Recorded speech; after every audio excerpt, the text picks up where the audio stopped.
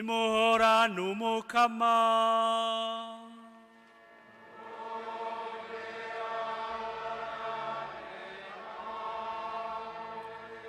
inkuru nziza ya Yezu Kristo nkuko yanditswe na Mariko.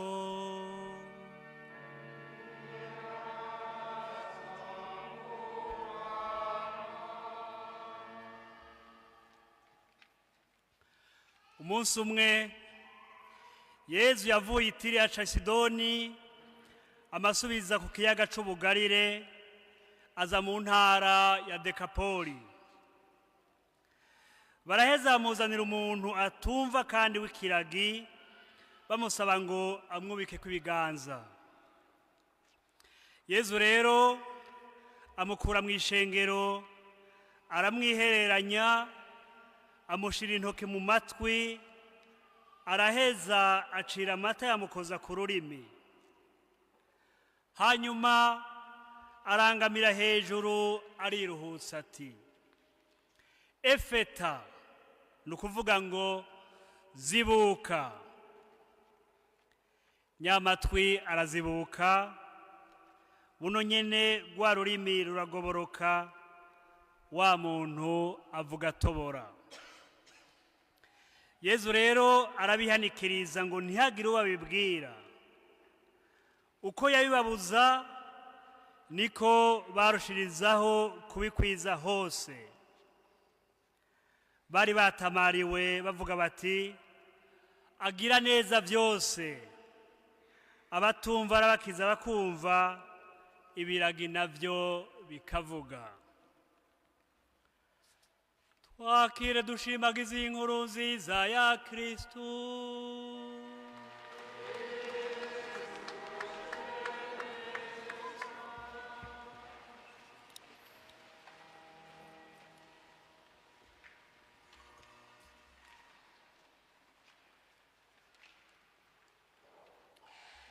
Agira neza byose, abatumva arabakiza bakumva, ibiragi navyo bikavuga. Bavukanyi, bino bisumwa vyeranda vy'uyu munsi w'Imana ugira 23 w'umwaka B biratwigisha. Bitwigisha kw'Imana kuva kera na rindi yamye yitwararitsa abarushe abatuntuye. Bitwigisha ko Yezu muri we ariho Imana igira neza byose, igakiza abagwaye, ikabohora ababoshwe.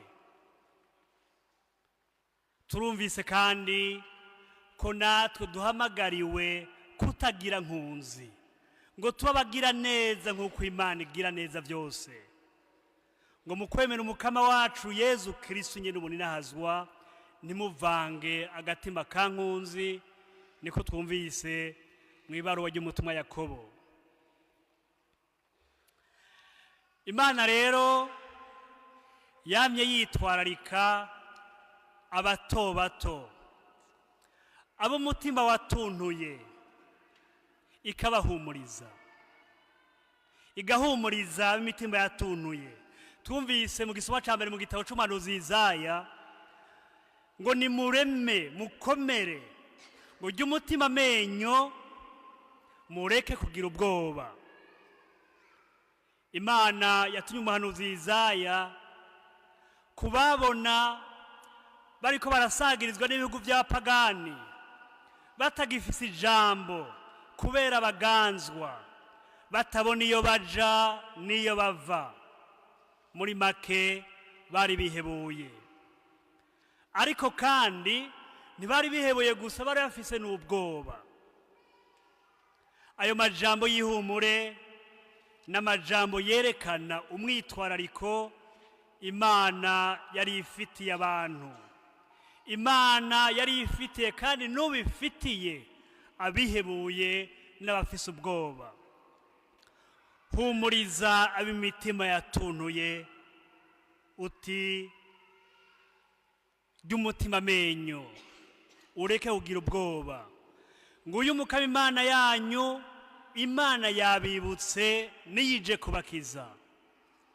Amaso y'impumyi azoca akanura, amatwi y'intumva zibuke, ibimuga bizosimba bugeregere. N'amajambo mazima, n'amajambo mazima yarangutse muri Yezu Kristo, n'amajambo mazima yerekana ko Imana itahevye abayo, Imana ntiheba abayo.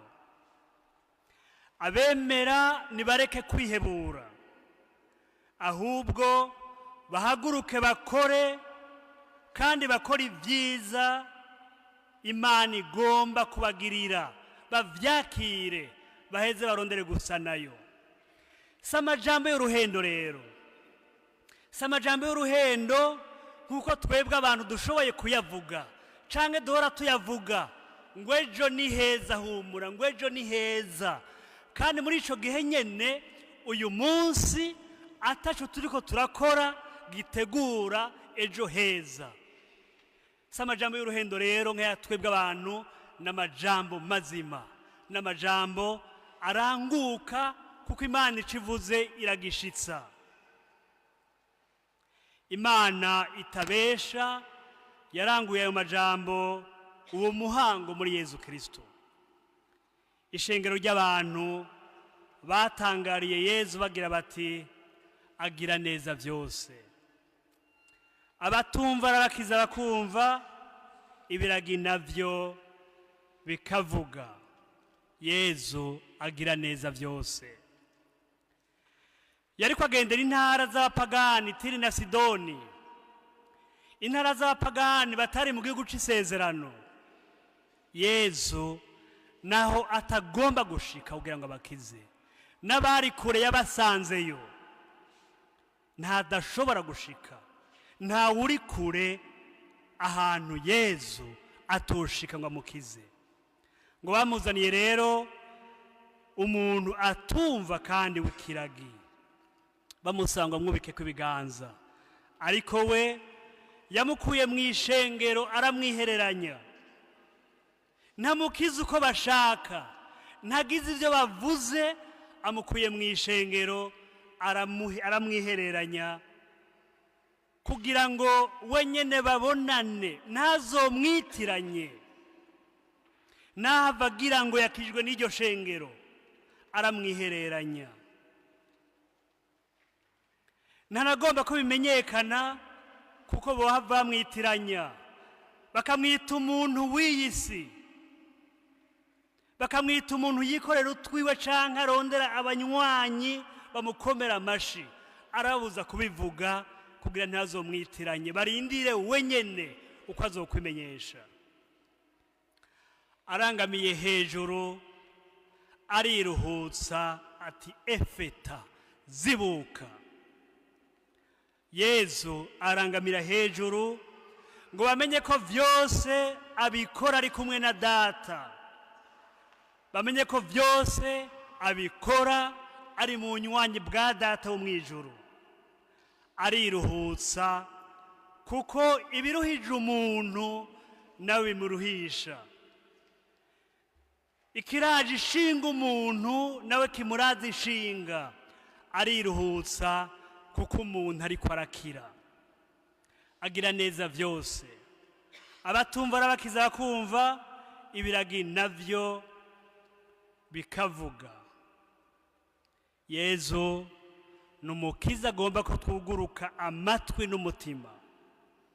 Ashaka ko tuba ababarigwa bakumva, ashaka ko tuba abemera guhanurwa, ashaka ko dukira amatwi yacu, dukira umutima wacu, tukazibuka, tukakira ijambo ryiwe, tukakira inyigisho ziwe. Murazi umuntu iyo umuhamagara ntiyumve canke akihoza, yopfuma aba ubusinziriye. Murazi umugani mu Kirundi baca ngo haguhamagara uwihoza, uhamagara ubusinziriye, kuko ubusinziriye birabura akikangura. Uwihoza atagomba kumva biba bigoye cyane.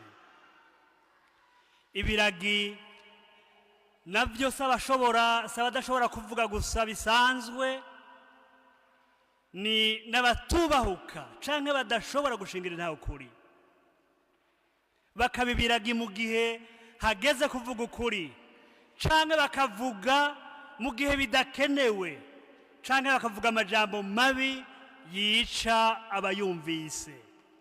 Abantu mwe nabo bararuhisha umukama kandi bakaruhisha n'abantu. Nico gituma Yezu igihe yakiza ico kiragi kandi kitumva yariruhukije ati efeta, zibuka. Agira neza vyose, abatumva arabakiza bakumva, ibiragi navyo bikavuga. Yezu agira neza vyose, arashaka natwe ko tugira neza, arashaka natwe ko dukora neza. Naho tutoshobora gukora neza vyose, dupfume dukora neza bike bike, kumbure ejo tuzokongerako. Mugabo ashaka ko dusa nawe ngo tugire neza.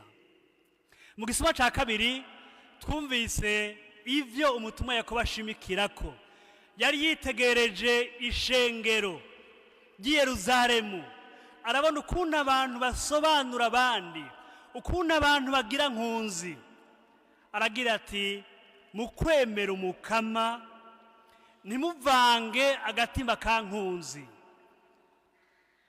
Kutagira nkunzi, kudasobanura abantu n'abandi, kudakengera umworo ngo nuko acoceye, kugira neza nk'Imana, yitwararika abato bato, yitwararika abatuntuye. Nivyo umukama tubwiye, ko umukama yitwararika aho umutima utuntuye abihebuye, ko muri Yezu Kristu ari hagira neza vyose, kandi ariho tubonera ko Imana ituba hafi ikadukiza ikatubohora. Nivyo twumvise ko natwe duhamagara kugira neza, kutagira nkunzi, kutarenganya abato bato, gutyo tukifata nk'uko Yezu yabiduhaye ko akarorero. Igihe tugira nkunzi kandi turabemera, igihe dusobanura abantu n'abandi kandi turabemera, nagatukisha ku kwemera kwacu. Agira neza vyose, abatumva arabakiza bakumva, impumyi nazo zikabona, ibiragi bikavuga. Mukama turagushimiye kugira neza vyose, turagusavye utwugururira amatwi n'amaso twumve kandi tubone ivyiza ukora. Turagusavye utugoborere ururimi dushobore gutangaza ivyiza vyawe, kandi umutima wacu urondere kugira neza nk'uko nawe ugira neza. Amen.